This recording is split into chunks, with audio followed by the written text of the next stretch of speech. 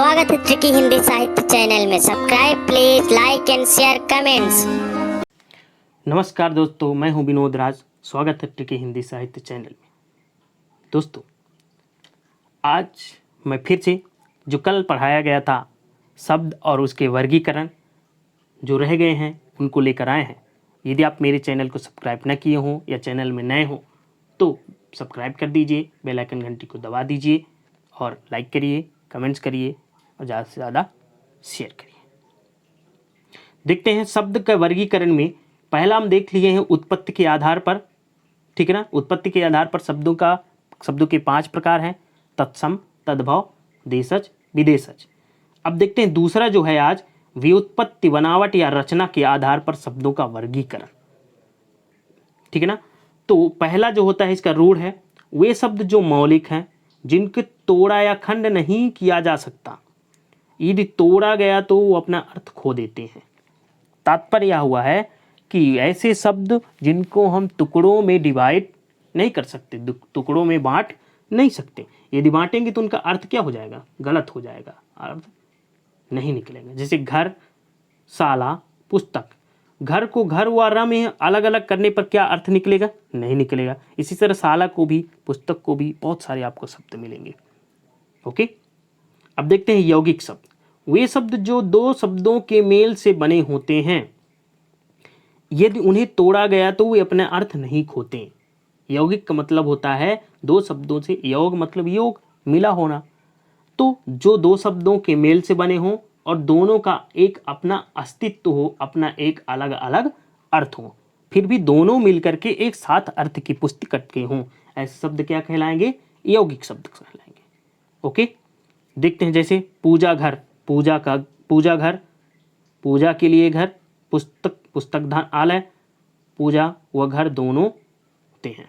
Okay, ये जो यौगिक शब्द होते हैं ये उपसर्ग, प्रत्यय और समास से बने होते हैं। अब देखते हैं योग रूढ़ शब्द। योग रूढ़ जो शब्द है वे शब्द जो दो शब्दों के मेल से बने हैं किंतु रूढ़ जैसा अर्थ देते हैं।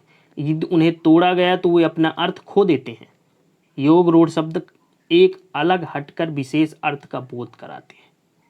देखिए, ये भी तो यौगिक की भांति दो शब्दों से मिलकर बनते हैं, किंतु यदि इनका तोड़ दिया जाए, इनको विभाजित कर दिया जाए तो ये अपना अर्थ क्या कर देंगे? अपने एक विशेष अर्थ को व्यक्त नहीं कर पाएंगे, अपने अर्थों को वो खो देंगे। ऐसे शब्द क्या कहलाएंगे? योग रूढ़ शब्द कहलाएंगे। आपने पढ़ा होगा समास का एक प्रकार होता है बहुब्रीहि समास। उसके सभी उदाहरण इसके अंतर्गत आएंगे। और बहुब्रीहि होता है जिसका मतलब एक विशेष अर्थ का बोध कराए, वो सभी शब्द क्या कहलाएंगे? बहुब्रीहि समास। और बहुब्रीहि के उदाहरण योग रूढ़ शब्द कहलाते हैं। जैसे देखिए पीताम्बर, पीतम अम्बरम, कृष्ण को हो जाए पीला है अंबर जिसका वस्त्र, कृष्ण। विष्णु, तोड़ने पर पीत, पीला अर्थ। लंबोदर, लंबा है उदर जिसका, गणेश। ठीक है ना। अब देखते हैं तीसरा जो प्रकार है व्याकरणिक प्रयोग या प्रकार के आधार पर। इसके आधार पर शब्द के कितने प्रकार होते हैं? 2, विकारी और अविकारी। आप समझिएगा विकारी क्या है? विकारी विकार से शब्द से लिखकर बना है, मतलब जिनमें कुछ परिवर्तन होता हो। लेकिन किससे परिवर्तन होता हो आगे देखते हैं। वे शब्द जो लिंग वचन कारक के अनुसार परिवर्तित हो जाते हैं। यह 4 प्रकार के होते हैं, ध्यान रखिएगा। ऐसे शब्द जो लिंग वचन कारक के द्वारा परिवर्तित हो जाते हों उन्हें हम विकारी शब्द कहते हैं। इनके अंतर्गत 4 आते हैं: संज्ञा के शब्द, सर्वनाम के शब्द, विशेषण के शब्द और क्रिया के शब्द। जैसे देखिए लड़का, लड़का पढ़ता है, पुल्लिंग है। लड़का, लड़की पढ़ती है, स्त्रीलिंग है। लड़के पढ़ते हैं, बहुवचन है। ये सभी क्या है? लड़का, लड़की, लड़के। इन लड़का शब्द को हम क्या कर दिए? लड़का शब्द को हमने क्या किया? तीनों खंडों में परिवर्तित कर दिया, बदल दिया। ठीक है ना। तो जो लिंग वचन कारक के द्वारा परिवर्तित होते हों वो विकारी शब्द कहलाएंगे। बहुत सारे शब्द आपको संज्ञा के शब्द मिल जाएंगे, सर्वनाम के भी मिल जाएंगे। और वे पढ़ते हैं, हम पढ़ते हैं, ये भी परिवर्तित हो रहे हैं ना, सर्वनाम के शब्द हैं लिंग वचन कारक के द्वारा। वे पढ़ते हैं, वे पढ़ती है, ठीक है ना। अब देखते हैं अविकारी शब्द। वे शब्द जो लिंग वचन कारक के अनुसार परिवर्तित नहीं होते, यह 4 भी होते हैं, ये भी 4 होते हैं। मतलब ऐसे शब्द जो सेम उल्टा, विकारी का उल्टा अविकारी, जो लिंग वचन कारक के द्वारा परिवर्तित ना होते हो वो विकारी, अविकारी, और जो परिवर्तित हो जाए वो विकारी। ये भी 4 हैं। समुच्चय बोधक, सबसे पहला जो है समुच्चय बोधक। वे शब्द जो 2 वाक्यों को जोड़ते हैं यह योजक शब्द कहलाते हैं। ध्यान रखिएगा, जब हम वाक्य पढ़ेंगे तो इनका बहुत ज़्यादा प्रयोग होने वाला है, इसलिए आप ध्यान रखिएगा समुच्चय बोधक कौन से हैं, संबंध बोधक कौन है। तो वे शब्द जो 2 वाक्यों को जोड़ने में प्रयोग हों वे क्या कहलाएंगे, योजक शब्द कहलाएंगे या समुच्चय बोधक शब्द कहलाएंगे। जैसे किंतु, परंतु, लेकिन, अतएव, और, फलता, तथा। ध्यान रखिएगा ये सभी शब्द समुच्चय बोधक हैं जिनको वाक्यों में खूब ज़्यादा प्रयोग होता है, याद रखिएगा। और ये अविकारी भी शब्द हैं, इनको हम लिंग वचन कारक के द्वारा परिवर्तित नहीं कर सकते। किंतु को क्या हम लिंग वचन कारक के द्वारा परिवर्तित कर सकते हैं, नहीं कर सकते। ओके, आगे बढ़ते हैं। दूसरा जो है संबंध बोधक।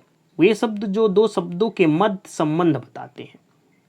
अभी वो 2 वाक्यों के जोड़ने का काम करते थे वो समुच्चय बोधक, और जो 2 शब्दों के बीच संबंध बताएं वो क्या कहलाएंगे, संबंध बोधक। जैसे एवं, वा, तथा, और, ऊपर, अंदर, इनका भी वाक्य में खूब प्रयोग होता है, इसलिए आप याद रखिए कौन समुच्चय बोधक है, कौन संबंध बोधक। नेक्स्ट है क्रिया विशेषण। वे शब्द जो क्रिया की विशेषता बताते हैं क्रिया विशेषण शब्द कहलाते हैं। यह शब्द क्रिया के पहले आते हैं, जैसे तेज, धीरे, बहुत, अचानक, एकाएक, ये सभी शब्द क्या कहलाएंगे, क्रिया विशेषण कहलाएंगे। ओके, जैसे देख लीजिए, वह तेज दौड़ता है, वह तेज दौड़ता है, दौड़ना क्रिया है, दौड़ने का कार्य कर रहा है क्रिया, कितना तेज दौड़ता है, ये हो गया क्रिया विशेषण। वह तेज दौड़ती है, वे तेज दौड़ते हैं, ठीक है ना। देखिए ये वाला परिवर्तन हो रहा है, ना कि तेज वाला परिवर्तन हो रहा। ओके, याद रखिए क्रिया विशेषण किसके अंतर्गत आएगा, अविकारी के शब्द, और क्रिया किसके अंतर्गत आएगा, विकारी के। और अविकारी शब्द का जो चौथा प्रकार है वह है आपका विस्मयादिबोधक शब्द।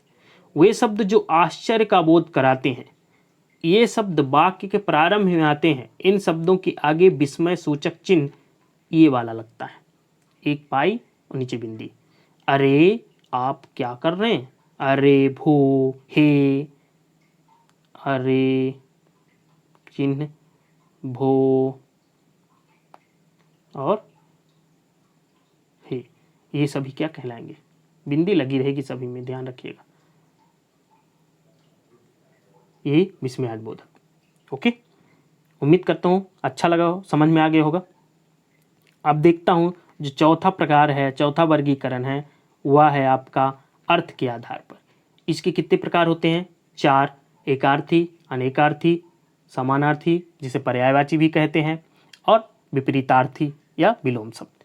देखते हैं एकार्थी शब्द। वे शब्द जो एक ही अर्थ हो देते हैं, यानी ऐसे शब्द जिनका केवल एक ही अर्थ निकलता हो, अर्थात एक निश्चित अर्थ का बोध कराते हैं। जैसे विष्णु, अगर हम विष्णु कह देंगे तो विष्णु एक व्यक्ति, ध्यान रखिएगा संज्ञा का जो व्यक्तिवाचक शब्द होता है वो सभी शब्द क्या कहलाएंगे, एकार्थी शब्द कहलाएंगे।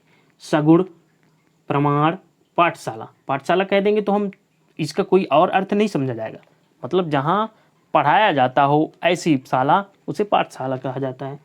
यदि हम कहते भारत, तो भारत केवल एक ही भारत है, याद रखिएगा। यदि हम हिमालय कह दें तो हिमालय एक ही है, लेकिन यही है। पर अगर हम कह देंगे पर्वत, तो पर्वत बहुत सारे हैं।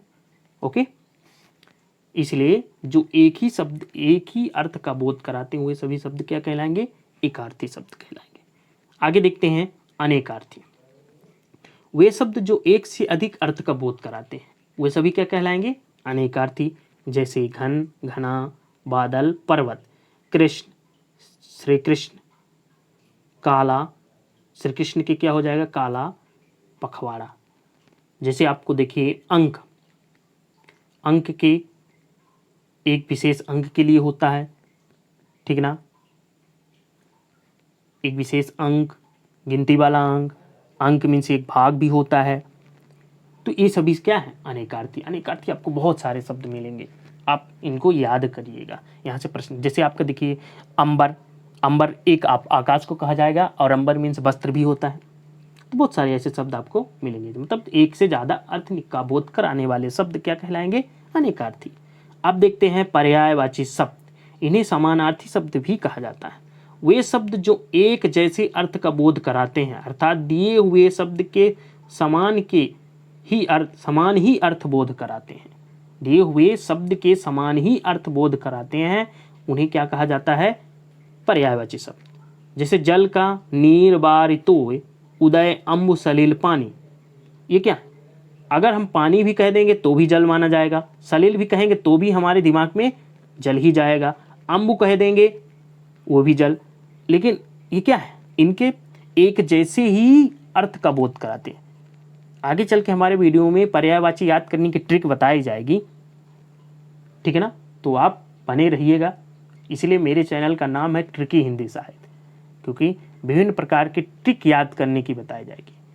अब देखते हैं विलोम शब्द या विलोमार्थी या विपरीतार्थी। वे शब्द जो दिए गए शब्द के ठीक विपरीत अर्थ का बोध कराते हैं, उन्हें विपरीतार्थी, यहाँ पे गलत लिखा हुआ है, रीतार्थी होगा, बड़ी री होना चाहिए, विपरीतार्थी शब्द भी कहते हैं। जैसे रात का दिन, रात्रि का दिवा, अंबर का, आकाश का पाताल, बहुत सारे आपको मतलब विलोम मिलेंगे। तो ये रहा आपका पाताल, ये आपका रहा शब्दों का वर्गीकरण। उम्मीद करता हूँ आपको अच्छे से समझ में आ गया होगा। यहाँ से प्रश्न पूछे जाते हैं 100%, हर एग्जाम में 1-2 प्रश्न पूछे ही जाते हैं, इसलिए आप इनको अच्छे से पढ़िएगा, बार बार वीडियो देखिएगा अगर न समझ में आए तो। और यदि आप चैनल में पहली बार आए हों तो आप सब्सक्राइब करिए, बेल आइकन घंटी को प्रेस कीजिए, ज़्यादा से ज़्यादा शेयर करिए, लाइक करिए, कमेंट्स करिए और ज़्यादा से ज़्यादा बने रहिए। मिलते हैं इसी तरह नेक्स्ट वीडियो में, तब तक के लिए जय हिंद,